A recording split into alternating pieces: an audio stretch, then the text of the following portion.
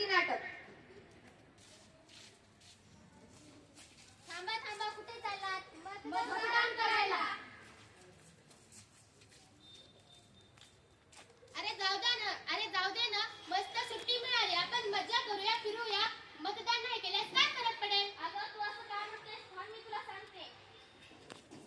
आज देशात वाढली बेरोजगारी, आज देशात वाढली महागाई, आज देशात वाढलाय भ्रष्टाचार, महिन्यावर होतोय अत्याचार.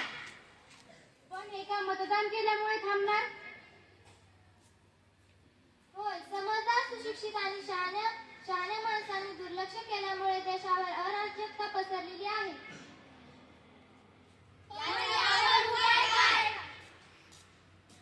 म्हणून सुशिक्षित व्यक्तीला निवडून देऊया, जो आजची परिस्थिती सुधारेल. योग्य आहे, आपण योग्य प्रतिनिधीला निवडून देऊया.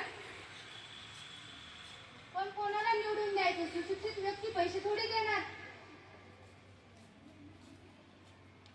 अगं तुला माहित नाही का, डॉक्टर बाबासाहेब आंबेडकरांनी आपल्याला काय सांगितले आहे? तू लढला नाही तरी चालेल, पण विकू नको. आजचे 500 रुपये काय 5 वर्ष पुरणार? डोळे उघडा, विचार करा आणि मतदान करा.